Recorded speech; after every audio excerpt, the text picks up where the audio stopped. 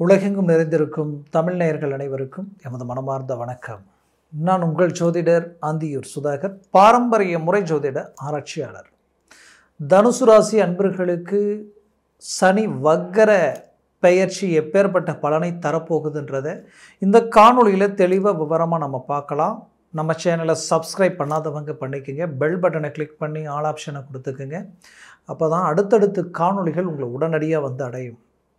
அர்த்தாஷ்டம சனி நடக்குது, இதனால் மன உளைச்சல் ஒரு பக்கம் அதிகமாக இருக்குது. ஆரோக்கிய ரீதியிலையும் உங்களுடைய வேகம், உங்களுடைய செயல் எல்லாத்தையும் கஷ்டப்பட்டு அழகாக ஃபோக்கஸ் பண்ணி கொண்டு வந்து அருமையான ப்ராஜெக்ட் எல்லாத்தையும் முடிக்கணும்னு நினச்சி உங்களுடைய விடாமுயற்சியில் கஷ்டப்பட்டு கொண்டு வரீங்க. பட் ஃபைனல் ஸ்டேஜில் எங்கேயாவது ஒரு ட்ராப் உண்டாகுது, அதனால் எல்லாம் பிரேக் ஆகுது. அப்போது இவ்வளோ தூரம் பட்டு கஷ்டப்பட்டு வந்த இந்த விஷயங்களை நம்மளால் முழுமையாக முடிக்க முடியலையன்றது தான் கடந்த காலகட்டங்களில் நடந்த சில விதமான ஒரு மன அழுத்தங்களும் மன உளைச்சலும் உங்களுக்கு உருவாகியிருந்திருக்கும். இதில் மட்டும் இல்லை, உங்களுக்கு வர வேண்டிய ப்ராப்பர்ட்டிஸ், உங்களுடைய கூட பிறந்தவங்க, உங்களை சார்ந்தவங்க, அவங்களால தேவையில்லாத மன உளைச்சல்களும் எதுவுமே ஒரு தீர்வுக்கு வரமாட்டேங்குது. எதுலேயுமே ஒரு முழுமையாக ஒரு வேலையை முடித்து அதற்குரிய ரிசல்ட்டை பார்க்க முடியல அப்படின்ற மாதிரியான சில நெகட்டிவான சில சூழல். எப்போ உங்களுக்கு 7.5 சனி வந்ததோ அப்போ இருந்தே நீங்கள் கஷ்டப்பட ஆரம்பிச்சிட்டீங்க. அங்கே ஆரம்பித்த பிரச்சனை இன்றைக்கு வரைக்கும் ஒரு விடிவு காலம் கிடைக்காத அளவுக்கு பாதிப்புகளை சந்திச்சிட்ருக்கின்ற அளவுக்கு சில மன உளைச்சல் அடைஞ்சாச்சு. பட் அடைஞ்ச மன உளைச்சலை தாண்டி இப்போ வரக்கூடிய காலகட்டங்களில் சாதிக்கிறதுக்கு ஒரு சின்ன வாய்ப்பு கிடைச்சா போதும், பெரிய இலக்கை உண்டாக்கிடலான்ற ஒரு எதிர்பார்ப்பில் இருக்கக்கூடிய உங்களுடைய வாழ்க்கையில் இப்போ உங்களுக்கு கிடைச்ச அருமையான ஒரு அமைப்பு என்னன்னு பார்த்தீங்கன்னா இந்த சனி வக்கர நிலை.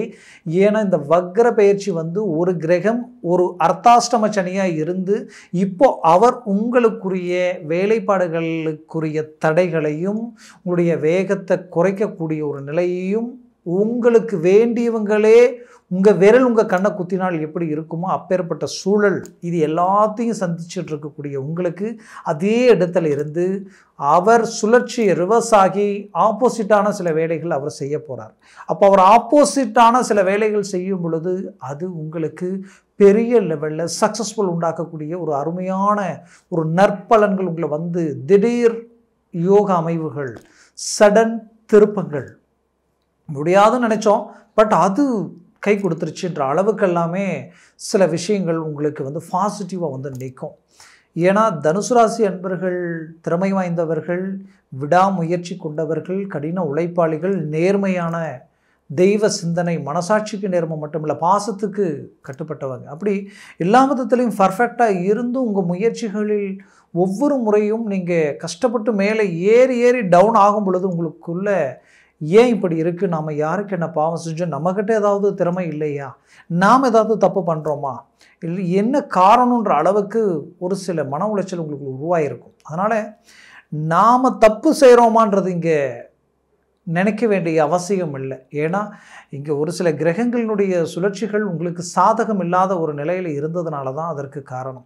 ஏன்னா சனி பகவான் இருக்கக்கூடிய இடம் அர்த்தாஷ்டம சனியாக வேலை செய்கிறாரு. அர்த்தாஷ்டம சனியாக அந்த இடத்துல நடக்குதுன்றது தான் நீங்கள் பார்க்குறீங்க. அப்போ அது 4ஆம் இடத்துக்கு தானே அந்த பாக்கியம். 4ஆம் இடம்ன்றது என்ன? அந்தஸ்து, மரியாதை, செல்வம், செல்வாக்கு, வண்டி, வாகனங்கள் ப்ளஸ் உங்களுடைய சொத்துக்கள்.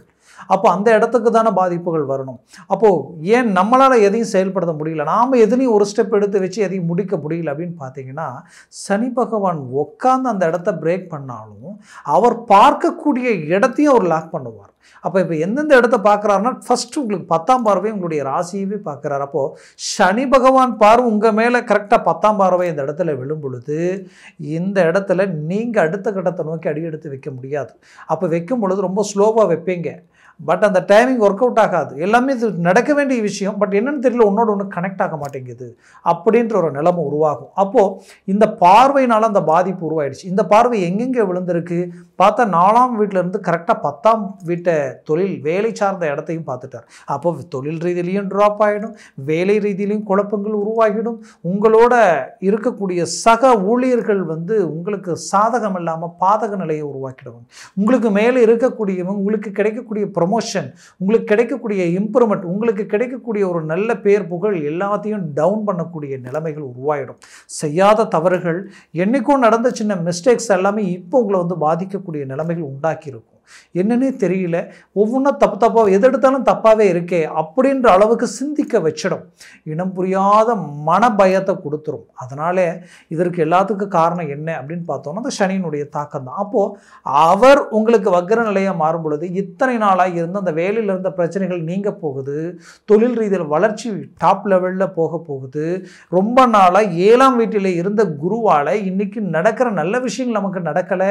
ஒரு தொழில் தொடங்கலானாலும் தொடங்க முடியல, ஒரு சில விஷயங்களை முடிக்கணும்னு நினைச்சாலும் முடிக்க முடியல நினைச்சிங்க இல்லையா, அந்த குரு 7ஆம் வீட்டில் இருக்கக்கூடிய அந்த குரு பகவான் இப்போ டைரெக்டாக அவர் பார்வை உங்கள் மேலே விழுது. அப்போ சனி வக்ர நிலை அடைஞ்சி உங்களை பார்க்கும் பொழுதும் அவர் குரு பகவானும் பார்க்கும் பொழுதும் இந்த இடத்துல ஒரு பாசிட்டிவான ஒரு அருமையான ரிசல்ட் உங்களுக்கு கிடைக்கும். அப்போது உங்கள் முயற்சியை நீங்கள் ஸ்ட்ராங் பண்ணும் பொழுது தொழில் ரீதியில் வளர்ச்சி அடைய போகிறீங்க.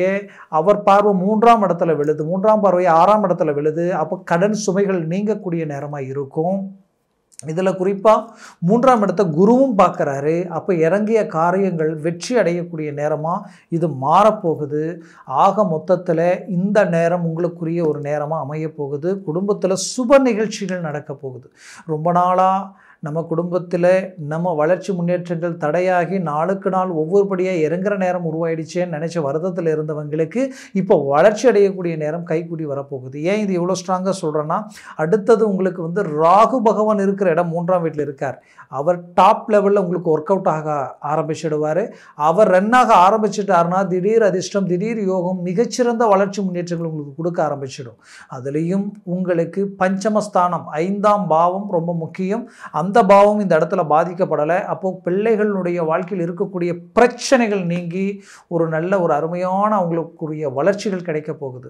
ஆல்ரெடி திருமண முயற்சிகள் செய்து திருமணம் நடத்தி அந்த திருமண ரீதியில் வந்த பிரச்சனைகளால் சிலருக்கு கோர்ட்டு கேஸ் பிரச்சனையெல்லாம் சந்திச்சிருப்பீங்க. அதுக்கும் ஒரு நல்ல தீர்வுகள் கிடைக்கக்கூடிய ஒரு காலமாக இது அமைய போகுது. பிள்ளைங்களுடைய வாழ்க்கையில் வேலை சார்ந்த வாய்ப்புகள் கைகூடி வரப்போகுது. நல்ல முயற்சிகள் அவங்களுக்கு சக்ஸஸ்ஃபுல் அளிக்கும். குடும்ப ரீதியில் ஒரு நல்ல மனநிறைவு கிடைக்கும். குடும்பத்திற்கு உண்டான வீடு கட்டக்கூடிய யோகம், பூமி வாங்கக்கூடிய யோகம் உங்களுக்கு கைக்கூடி வரப்போகுது. குறிப்பாக வண்டி வாகனங்களுக்குரிய வாய்ப்புகள் அமைக்க போகிறீங்க. சிலர் வண்டி வாகனங்கள் வாங்கியிருப்பீங்க. இன்னும் சிலர் வண்டி வாகனங்கள் ஆகஸ்ட்டுக்கு மேலே, ஆகஸ்ட் 15, 20க்கு மேலே அதற்குரிய வாய்ப்பையும் அமைச்சிருவீங்க. அந்த வாய்ப்புகள் உங்களுக்கு கைக்கூடி வரப்போகுது. இதில் குறிப்பாக சொல்லணும்னா இந்த ராசிக்கு இந்த ராசியினுடைய அதிபதிக்குரிய அந்த மேன்மைகள் என்னன்னு பார்த்தீங்கன்னா குரு பகவான் தானே. அந்த குரு பகவான் உங்களுக்கு 4ஆம் இடத்துக்கு அதிபதி இல்லையா? அப்போது அந்த இடம் என்ன பண்ணுன்னா உங்களுடைய ஆரோக்கியத்தில் இருக்கக்கூடிய பிரச்சனைகள் சரி செய்திடும். ஆரோக்கிய ரீதியில் இருக்கக்கூடிய சிக்கல்கள் தீரும். ரொம்ப நாளாக உங்களுக்கு வேண்டியவங்க உங்களை காயப்படுத்துகிறாங்க, உங்களை விட்டு விலகி போகிறாங்க, என்னன்னே தெரியல, எதெடுத்தாலும் நமக்கு ஆப்போசிட்டாகவே இருக்கேன்ற ஒரு குழப்பம் உங்களுக்குள்ளே இருந்திருக்கும். அந்த குழப்பங்களில் இருந்து அழகாக ரிலீஃப் ஆகக்கூடிய ஒரு நேரமாக இது அமைய போகுது. மொத்தத்தில் தனுசு ராசி அன்பர்களுக்கு இந்த காலம் ஒரு பொற்காலமாக அமையும்.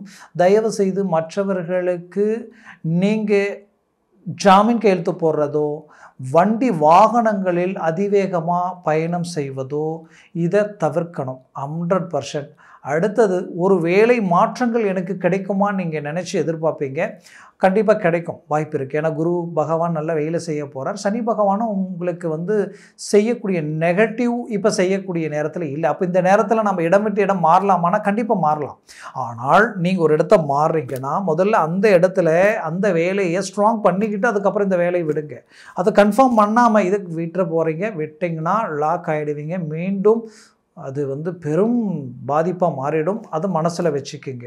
அதே சமயம் உங்கள் ஜாதகத்தில் லக்னாதிபதி 6 to 12 மறைந்திருந்தால் முடிந்த வரைக்கும் நீங்கள் வெளி பிரயாணங்கள், வெளியூர், வெளி மாநிலங்களில் வாய்ப்பு கிடைச்சா அந்த வேலை வாய்ப்புகளையும் அந்த தொழில் சார்ந்த அமைப்புகளையும் உருவாக்க முயற்சி பண்ணுங்கள். அடுத்தது கணவன் மனைவிக்குள்ளே இருக்கக்கூடிய பிரச்சனைகளை நீங்கள் முடிஞ்ச வரைக்கும் டென்ஷன் ஆகாமல், கோபப்படாமல், அமைதியாக நின்று இந்த நேரத்தில் செயல்படுத்தி நீங்கள் ஒரு சாதக நிலைக்கு கொண்டு வந்துடுங்க. ஏன்னா 9ஆம் வீட்டில் கேது இருக்கார். இல்லைன்னா உங்கள் பேருக்கு எடுத்துருவார். குடுக்கல் வாங்கல் ரீதியிலையும் சரி, யார் என்ன பேசினாலும் இந்த நேரத்தில் உங்களுடைய மௌனம் உங்களுக்கு பெரிய லெவலில் பலமாக இருக்கும். அதனால் மௌனத்தை நீங்கள் கடைபிடிக்கிறது ரொம்ப நல்லது. அதையே மேனேஜ்மெண்ட் பண்ணுங்கள். அது உங்களுக்கு ஹைலைட்டாக இருக்கும். ஏன்னா இந்த நேரத்தில் நீங்கள் எதையும் பேசுகிறத விட செயலில் காட்டுறது பெட்டராக இருக்கும்.